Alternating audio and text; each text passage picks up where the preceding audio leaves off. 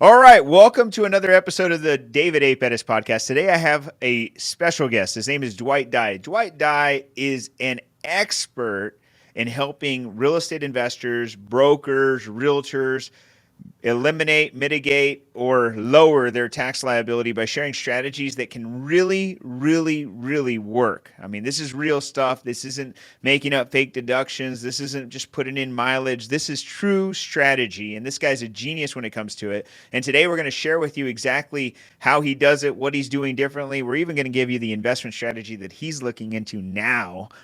How exciting is that? So if you are a realtor or a real estate investor or a tax business owner who wants to get into this space, you should be watching this video. So let's introduce my next guest, Dwight Dye.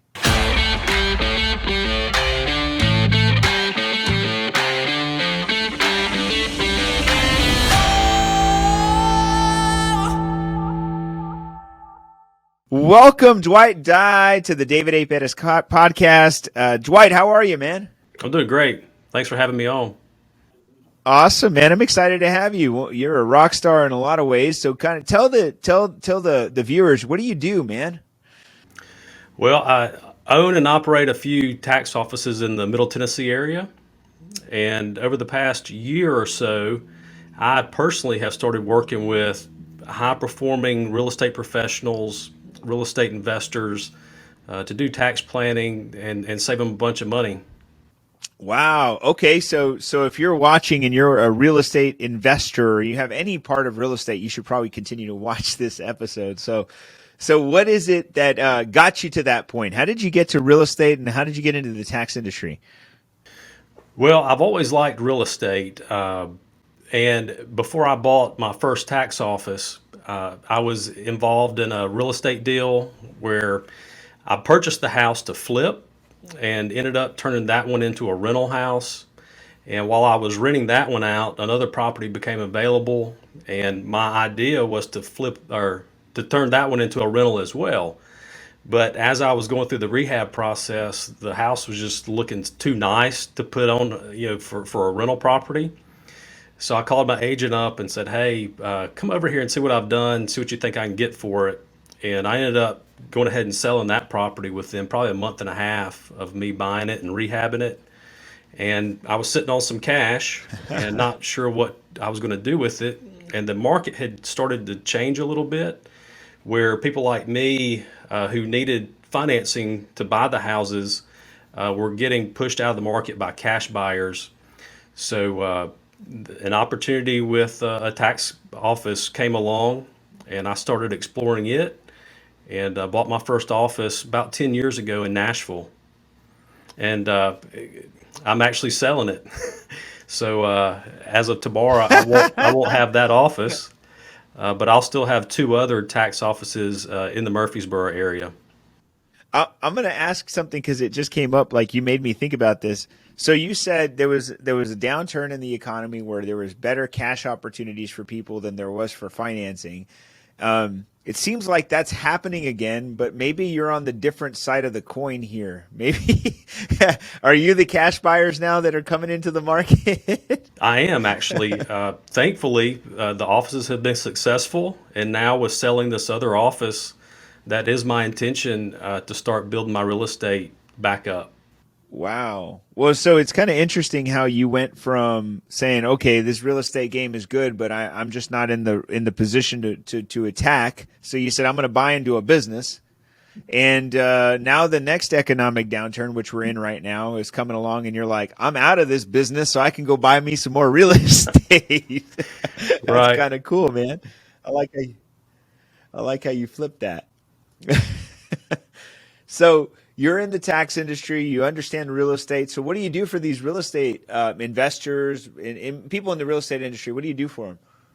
Well, with real estate professionals that are actually realtors, the ones I've come across recently aren't aware of ways that they can structure their business, and they end up paying a lot of self-employment tax. So for those, it's mainly making sure that their business is structured properly. Once it's structured properly, start helping them keep track of their records, their expenses better, and then there's some other tax savings that we can come up with to help them out even further. With real estate investors, uh, there's all kinds of options available to them. Depending on who they've been going to in the past, they may not have been privy to some of the information and some of the strategies that I try to use with them. So you look for investors who probably haven't been working with somebody who specializes in the real estate industry. Is that correct? That's right, and a lot of times, most tax preparation firms and even CPAs, they just do such a wide variety of tax returns that it's hard for them to give specialized advice to a certain group of people. So that's where I come in, strictly working with real estate professionals, real estate investors. Also, recently I've come across some high income earners on a W two, and typically if you earn a lot of money, you can't use your losses from your real estate investment to offset that. But there are ways now, if a spouse isn't working, that spouse can now handle the real estate part of it, and it'll help offset the other Heck yeah. spouse's W 2 income. Yeah, man. So they could become that can be a pass or an active activity, right? Because they're going to become a real estate professional, which is pretty interesting. Knowing that you do this for people, because I think a lot of taxpayers today who want to get into real estate are very hesitant because they think of it as probably a liability. They think about it as a headache. They think about it as probably something that sounds cool, but then when they actually start thinking, they just overthink it. But you're saying this could be a great asset or a great tax saving strategy, is what you're saying, correct? That's right. And, granted, I was fortunate with the properties that I've had in the past. I had great tenants at my rental property. Uh, one of the tenants was a retired Army plumber. He was a plumber in the Army. So anytime I had something go wrong, with the plumbing, he was able to fix it. He even helped me put a hot water heater in one time. So I've had good success. I know there's horror stories out there for people, owning rental properties. Uh, it kind of just depends on what you want to do. There are options to be more of a passive investor. Obviously, with a passive investor, sometimes you're not allowed to claim, a lot of the loss, or sometimes any of the loss. But that's where, me kind of looking from the outside, I can see what you're missing and make recommendations on how you can start taking advantage of some of those losses. Heck yeah, man. I mean, you know, because we've talked a few times before, and I love real estate. I think real estate is something that everybody should be in, especially if you don't really want to pay taxes. It's the best way to do it. I mean, there's other ways, obviously, but I will tell you that I have heard a lot of the horror stories about people who rent to the wrong people. I just recently had a unit that came back on the market for me, and the tenant that was there, they didn't tell me they had a dog, and I didn't know that. And the dog chewed through a door and took out some sheetrock and caused a lot of damages. But at the end of the day, I mean, it's still, it could be worse. If you think that's the biggest problem because you're buying real estate, I mean, it could be worse, right? And I like to think about it as landlords today. I think we're doing the community a service. We're helping people. We're putting money back in the economy. We're creating opportunities for people to have affordable homes. Like, we're doing so much. And so real estate is just such a powerful, powerful tool in so many ways. And so for you to focus on this industry speaks volumes to the opportunities that you can help so many people with. So this is awesome, man. So tell me, if you would could help us, if the listener here, maybe they're in the tax industry, what are you focusing on right now to grow your business that you could maybe offer some advice to somebody growing their tax business? Well, for years, I tried to serve everybody. And when you serve everybody, you've said it before, you serve nobody. And I would That's recommend right. anybody in the tax industry just find who you want to work with, and just concentrate on trying to attract those people. Because once you know exactly who you want to work with, it makes it so much easier to market to those people, to be knowledgeable when you're talking to that specific industry, instead of trying to know a little bit about everything. You can know a lot about one specific thing. Well, I like to think about the way we talk about the world is there's a lot of people out there. You could go to a get together or a little party, a gathering, and there's always one guy who's got opinions about everything, but he doesn't really know nothing about anything. And then there's always one person who just knows a lot, right?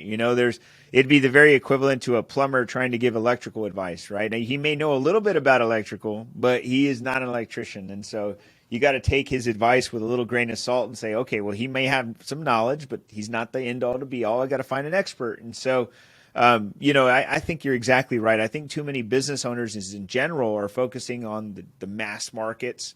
But I mean, I was thinking about this yesterday, Dwight, that even like if you think about it, every industry has, it doesn't matter what it is, will have markets for each, like let's say brand. Like for an example, cell phones today, right? There's cell phone carriers. There's like Verizon, and then there's AT&T, and then there's T-Mobile, and then there's these off-brand carriers, Crickets and Metro PCS and Boost Mobiles, and all of those serve a demographic of a market, and they market specifically to that one person that has that one problem, right? That just focuses on one thing. And so even if you think that your product is broad and vast and it serves the world, right? Like AT&T is not trying to go serve a Boost Mobile customer. They say Boost Mobile customers are the people who want prepaid and they want it, very low data because they want cheap bills. And I mean, there's nothing wrong with it. It's just that's the market that they serve. And I think that most of us have to just kind of find that we want to serve one market. We can all say in the tax industry, just by the way, that everybody needs to file a tax return. But the truth is, you don't want to file everybody's return, right? Well, because there's a lot of variety of those tax returns. I was speaking with one of my managers this morning about it, and sometimes we just get in the weeds, trying to figure out and solve everybody's problems. And when you factor in the labor and then the time to research that specific problem, we're in the business to make money, and a lot of times you end up losing money on that one-off type situation. You know what I do whenever I'm asked to do something that I'm not the expert in and I don't really want to do the work or I don't want to do it, I just price it so high that if they paid me, I would then say, okay, I'm willing to do it because then it pays for my research, it pays for my time. If somebody came in with a tax return or a problem that I just didn't know anything about or I didn't want to solve, but they were like, but I only trust you, David. I'd be like, okay, well, if you trust me, that'll be like $5,000, And if they wrote a check, I'll figure it out. but I'm not going to figure it out for $50, right? Well, sometimes I've tried that, and then I'll get in the middle of it and be like, "Why did I do this?" Even still, with the $5,000, it's like, is it really worth it? You know, so I see what you're saying, Well, though. you still didn't charge enough. That's why Maybe so. it should be 10,000 if 5,000 isn't Yeah, enough. 10,000 minimum. Just so you know, there's always a number, right? I have a good friend of mine says sometimes you got to do something strange for some There change, you go. Yeah. So, as business owners, I think, especially in this industry, I think we're very uniquely positioned to be able to give advice not only in the tax side, right, but also in the business side. So, can you kind of talk about some of maybe some of the things that you're doing right now? Knowing that you know a lot about taxes, are you doing anything as you're positioning your sale of your business or thinking about what your next moves are? Are you using any tax strategy that you could share with the group? Because I mean, we know you're a superhero. As far as selling my office, any tax strategies? Well, what are you going to do with that money, and how does somebody sell something and do something with it? What are your plans that maybe you're thinking tax strategy? Well, on this, we decided to do an installment sale. So I'm not getting all of the money up front. Okay. So a lot of times people just go ahead and get all the sell up front, and that's a lot to pay taxes on. So I'm getting a little bit up front, and then and two, to protect the people that are buying the office, because I'm still in the tax business, just like the next county down. We've structured it so the office still has to hit certain factors over the next 2 years, and then over those next 2 years, I'll receive two additional payments. So I'm not taking the tax burden on, all up front. So that's one way in an installment sale you can limit what you're exposed to tax wise. That's really smart, by the way. And what you're structuring is an earnout, right? So you've got to make sure that they hit performance metrics so that you can earn your paycheck, which is the sales price, Right. correct? And two, I mean, what I'm going to do with that money is I'm looking for real estate investments currently. Uh, I spent this past weekend kind of south of where I live looking for some land to do some investments with. I don't want to give it away because I don't want anybody come up with the same idea and then come down here. I think I know. But that actually was a good experience because after going through that and doing some more research, I think I've shifted gears to a different investment because I just it's going to require a lot more capital. Can you share that with us? Yeah, so I've been doing Can you can you share that with us? the investment idea, The new one, the yeah. new one. Yeah, so I want to get more. Oh, you're not ready for I want that. to get more in the Airbnb short-term rental type investment. Let's stick there because this is going to be interesting. Are you, I mean, knowing what I know about Airbnb, I don't own an Airbnb. I've been looking to do it, I just haven't done it. But knowing what I know, that most municipalities are now starting to ban Airbnb. Are you concerned about that at I all? am. So you need to look at a state, not to be political, but that has more of a conservative leadership, more of a capitalistic viewpoint on the economy. And to be honest, that's why I'm not looking in Nashville, even though Nashville's in my backyard, is because Davidson County has passed some laws, where the Airbnbs aren't even allowed. So I'm afraid at some point that will continue to creep out. Nashville's the bachelorette capital of the world. So there's all kinds of people coming here to have parties. So, but I'm just afraid. So I'm actually not even looking in Tennessee, for that type investment. Are you looking in Texas? That's the Just question. north of you, just north of you. Uh, oh, okay. Well, you trying to get some cannabis farms? No, I'm saying. I've thought about CBD as well. Knowing, by the way, so knowing, I know enough about this. Do you know why, by the way, these cities are passing these ordinances?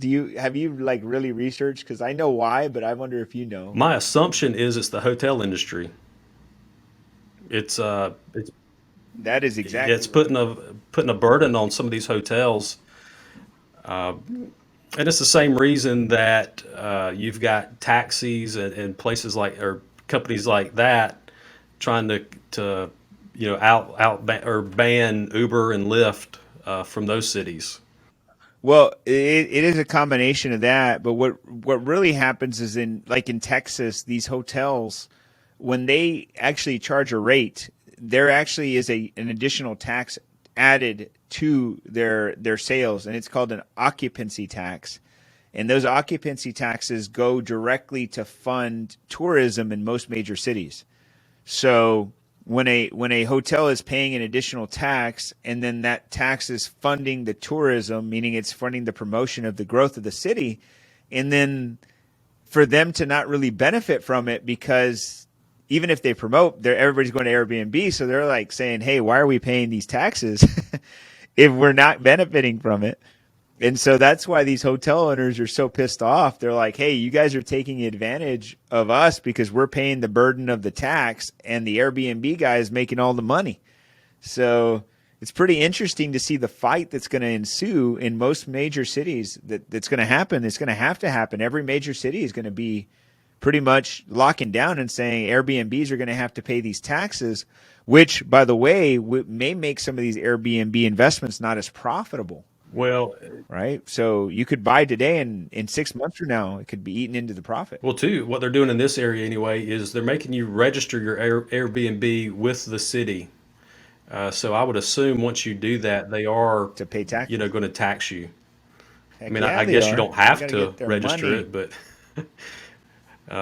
that Well, I'm assuming there's a fine now if you don't. By the way, I mean, I love me some Nashville, and I'm not a bachelorette, so I'm not getting married there. But you are right. No matter where you go on, what's the street? I would say Bourbon, but it's not Bourbon. It's On Broadway. Broadway. There you go. No matter where you go on Broadway, man, there is somebody. There's a bachelorette walking around with all her bachelorette girls or whatever, all That's down the right. street, everywhere you go, and they're all drunk as heck. So, They are. so I try not to go down there they anymore. are like. There's not a sober one. No. Yeah, well, I only go down there when I'm traveling there, but even at that, I just like my favorite places. So, all right. So I know we went everywhere here, but I'm glad that you're looking at other investment strategies. So, how, what are some of what are some of the things that you're doing right now, gearing up for the filing deadlines? Like, how are you going to help some of your clients right now? Is there anything anybody could be considering to change or do before the deadline, or is it too late to do anything? Well, I mean, at this point in the year, it's hard to do a whole lot for 2021. So at this point, we've kind of switched gears to preparing for 2022 because we're mid-year. So there's still 6 months or so where people can really make some changes and show, make it worth it to do it. So we're starting to look at some tax planning even for our W-2 people. They still need help too. It's just we're kind of limited with how we can help them. But really, these investors, even with mortgage rates increasing, properties are still selling. It slowed down a little bit. There's been some price reduction in the market, but as far as the investment side of it goes, from what I'm hearing, people are still gung ho on real estate investing at this time. So there's still opportunities, for us to help people the rest of the year. Heck yeah. I think you're in the perfect industry, especially right now. There are a lot of cash buyers out there. There are a lot of funds, syndications, people out there trying to raise money, and I think there's a big opportunity out there. So Dwight, if people were out there and they're saying, "Man, I want to get into real estate and I need somebody to help me plan my taxes," how do they get a hold of you? Before I answer that, there's something I just thought about on the previous question. Yep. One thing that you and I have just started recently helping people with is cost segregation, and that's one thing that really helps these investors save even more money up front. And the bonus depreciation ends for 2022 at 100%. So this is the last year Oh yeah. where people can take advantage of that 100% bonus.